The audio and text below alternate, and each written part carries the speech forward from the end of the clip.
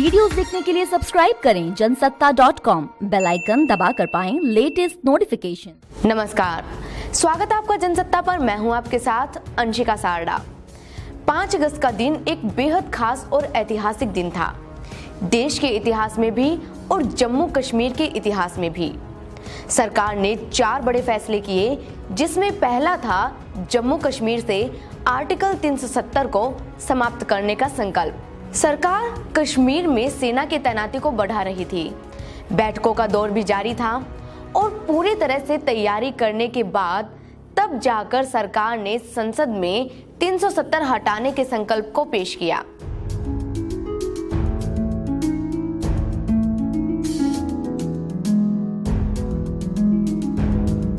ये भारत में दशकों से चला आ रहा मुद्दा था, लेकिन सवाल ये पैदा होता है कि जम्मू कश्मीर को आर्टिकल 370 और 35 से दिया ही क्यों गया था। भारत ने तो हैदराबाद का भी विलय किया था, फिर कश्मीर को स्पेशल स्टेटस देकर ये सरदर्दी क्यों बढ़ाई गई। कश्मीर की ये पूरी कहानी जानने के लिए हमें इतिहास में चलना पड़ेगा। तो आइए चलते हैं कश्मीर की यात्रा पर, या फिर यूं कहें कि चलते हैं कश्मीर के इतिहास की यात्रा पर। तो चलिए हमारे साथ साल 1947 से, जब ये सब कुछ शुरू हुआ था।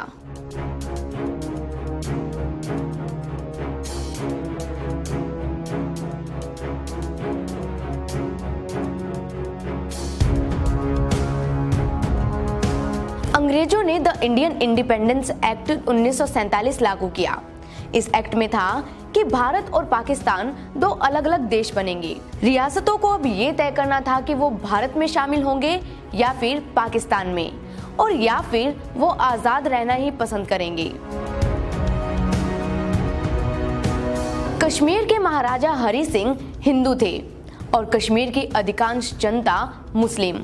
महाराजा हरि सिंह ने कश्मीर रियासत को किसी भी देश में नहीं मिलाया, लेकिन इधर पाकिस्तान ने कश्मीर में घुसपैठ कर दी।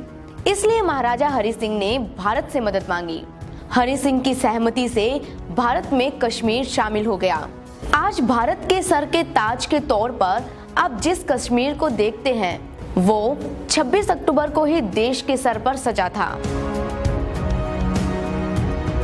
फिर आया 26 जनवरी का दिन, जब भारत का संविधान लागू हुआ, जिसमें कहा गया था कि कश्मीर पर संविधान में लिखे गए सारे कायदे कानून लागू होंगे। साथ ही इसमें लिखा गया था कि इसे राष्ट्रपति के निर्देशों पर जम्मू कश्मीर की सरकार की सहमति के साथ ही बदला भी जा सकता है। समय बीतता गया और फिर आया साल 1953। कश्मीर के प्रधानमंत्री शेख अब्दुल्ला को गिरफ्तार कर लिया गया और उनकी सरकार को बर्खास्त कर दिया गया। उन्हें गिरफ्तार करने का आदेश दिया था खुद पंडित जवाहरलाल नेहरू ने। उन्हें बर्खास्त करने के पीछे ये कारण दिया गया कि वे कैबिनेट का भरोसा खो चुके हैं। शेख अब्दुल्ला को कांग्रेस सरकार ने 11 साल के लिए जेल में भेज दिया था, लेकिन बाद में उसी कांग्रेस ने उनसे लड़ाई खत्म भी कर ली थी। 14 मई का ही वो दिन था जिस दिन राष्ट्रपति ने कश्मीर पर आर्टिकल 35 से लागू किया था। इस ही दिन कश्मीर में स्थायी निवास को लेकर, यानी कि घर बनाने को लेकर और रहने को लेकर राज्य की विधानसभा में एक बिल पास किया गया था, और उसी दौरान कश्मीर के प्रधानमंत्री को मुख्यमंत्री बना दिया गया था। उस वक्त देश के राष्ट्रपति थे डॉक्टर राजेंद्र प्रसाद और प्रधानमंत्री थे पंडित जवाहरलाल नेहरू। 24 फरवरी 1975 इंदिरा गांधी और शेख अब्दुल्ला के बीच एक अकॉर्ड साइन हुआ। इसके मुताबिक जम्मू व कश्मीर, जो कि भारत की घटक इकाई है, इसका संबंध केंद्र के साथ रहेगा। भारतीय संविधान के आर्टिकल 370 के तहत इस पर शासन जारी रहेगा। धीरे धीरे कश्मीर में समय बदला। अब वक्त आ चुका था चुनाव का। कश्मीर में चुनाव हुआ।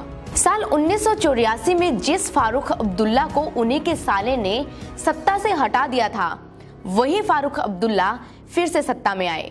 यही वो दौर था जब कश्मीर में विद्रोह की शुरुआत भी हुई थी। साल था 1989 जब कश्मीर में विद्रोह ने अपने पैर पसारे। कश्मीर में लगातार हड़तालें होने लगी। कश्मीर में मिलिटेंसी अपने चरम पर जाने लगी थी। बहुत सारे विद्रोही ग्रुप बनने लगे, यानी कि उग्रवादियों या यूं कहे कि आतंकवादियों के छोटे छोटे ग्रुप बनने लगे थे। उस वक्त मुफ्ती मोहम्मद सईद, जो कि महबूबा मुफ्ती के पिता थे, उन्हें प्रधानमंत्री वीपी सिंह ने अपनी सरकार में देश का गृह मंत्री बनाया। लेकिन जब वे केंद्र में गृह मंत्री बने तो उनकी बेटी रूबिया को किडनैप तक कर लिया गया था। जैसे जैसे समय बीतता गया, कश्मीर में विद्रोह की आग सुलगती गई। कश्मीर में हालात अब और भी खराब होने लगे थे। जनवरी 1990 में नई दिल्ली की सरकार ने पूर्व गवर्नर जगमोहन को फिर से कश्मीर का गवर्नर बना दिया। जगमोहन फारूक अब्दुल्ला के कार्यकाल के दौरान भी कश्मीर के गवर्नर रहे थे। उस वक्त कश्मीर में जमकर प्रदर्शन हो रहे थे। प्रदर्शन इतने भयानक थे कि सीआरपीएफ की टुकड़ी को प्रदर्शन करने वाले लोगों पर गोलियां तक बरसानी पड़ी। इस कारण 100 से भी ज्यादा लोग मारे गए, जिसके बाद फरवरी में राज्य में राज्यपाल का शासन लागू कर दिया गया। जम्मू कश्मीर में वक्त के साथ साथ हालात तेजी से खराब होते जा रहे थे। साल 2008 में आई एक पुलिस की रिपोर्ट के मुताबिक साल 1989 के बाद जम्मू कश्मीर में विद्रोहियों ने 209 कश्मीरी पंडितों की हत्या कर दी थी, जिनमें से 109 कश्मीरी पंडितों की हत्या तो साल 1990 में ही की गई थी। करीब 14 लाख हिंदुओं को मजबूरी में अपना घर तक छोड़ना पड़ा था। इधर भारत में कश्मीर का मुद्दा लगातार उलझता जा रहा था, तो उधर पाकिस्तान लगातार इस मुद्दे पर भारत के साथ किसी न किसी तरह का विद्रोह कर ही रहा था। पाकिस्तानी घुसपैठिए लाइन ऑफ कंट्रोल को पार करके भारत में घुस आए और इसी के साथ ही करगिल की लड़ाई शुरू हो गई। साल 1947 के बाद 1965 और 1971 की लड़ाई हुई और उसके बाद 1999 में करगिल का युद्ध हुआ। हालांकि इस युद्ध में भारत की ही जीत हुई और पाकिस्तान को अपने घुटने टेकने पड़े। अप्रैल 2003, उस वक्त पीएम अटल बिहारी वाजपेयी संसद में बोल रहे थे। शब्दों के बाण छोड़ने वाले वाजपेयी बहुत सही बात संसद में बोले। वाजपेयी ने कहा था कि मेरी नजर में कश्मीर मसले का हल बंदूक से नहीं हो सकता। इस समस्या का हल तभी हो सकता है जब हम कश्मीर में इंसानियत, जमूरियत और कश्मीरियत की तरफ बढ़ेंगे। सरकार अपनी तरफ से कश्मीर में शांति बनाने की पूरी कोशिशें करती रही, लेकिन कश्मीर में अशांति और आतंकवाद बढ़ता जा रहा था। साल 2004 से 2014 के बीच मनमोहन सरकार ने कश्मीर में शांति स्थापित करने के कई प्रयास किए। साल 2010 में मनमोहन सिंह सरकार ने कश्मीर मुद्दे को लेकर वार्ताकारों की भी नियुक्ति की। साल 2006 में न्यूयॉर्क में पाकिस्तान के पीएम परवेज मुशर्रफ और मनमोहन सिंह के बीच एक मीटिंग भी हुई थी। कश्मीर मुद्दे पर लगातार बातचीत होती रहती थी, लेकिन नतीजे हमेशा सिफर रहते थे। साल 2014 से लेकर 2018 तक का समय, इस वक्त चुनाव हुए। विचारधारा में असमानता होने के बावजूद भी पीडीपी और बीजेपी ने मिलकर सरकार बनाई और मुफ्ती मोहम्मद सईद यानी कि महबूबा मुफ्ती के पिता को कश्मीर का मुख्यमंत्री बनाया गया।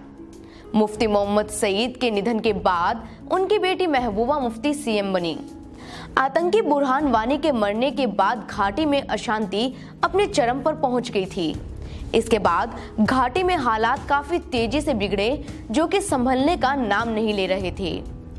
आखिरकार इसका नतीजा ये हुआ कि महबूबा मुफ्ती के साथ बीजेपी का गठबंधन टूट गया और सरकार बिखर गई। महबूबा को मुख्यमंत्री पद से इस्तीफा देना पड़ा। महबूबा की सरकार जाने के बाद कश्मीर में राज्यपाल शासन लगा दिया गया। पिछले काफी समय से विपक्षी दल ये मांग कर रहे थे कि कश्मीर में विधानसभा चुनाव करवाए जाएं, लेकिन मोदी सरकार के दिमाग में तो कुछ और ही था। अमित शाह के कश्मीर दौरे के बाद कश्मीर से आर्टिकल 370 हटाने पर मोहर लगा दी गई। इस कश्मीर यात्रा में आपने कुछ महत्वपूर्ण दिनों के बारे में जाना जो कश्मीर के इतिहास में टर्निंग पॉइंट साबित हुए थे।